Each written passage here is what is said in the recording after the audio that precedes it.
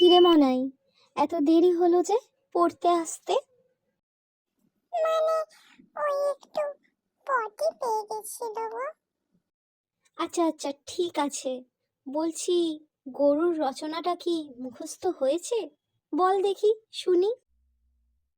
এ বাবা, পড়াই তো হয়নি, কি যে করি এখন। কিছু বললি? নে নে, তাড়াতাড়ি রচনাটা শুরু কর দেখি। হ্যাঁ হ্যাঁ, ওই তো বলছি। হ্যাঁ, গরু রোজ সকালে আসে আমাদের বাড়ি। মা বাসি রুটি খেতে দেয় ওকে।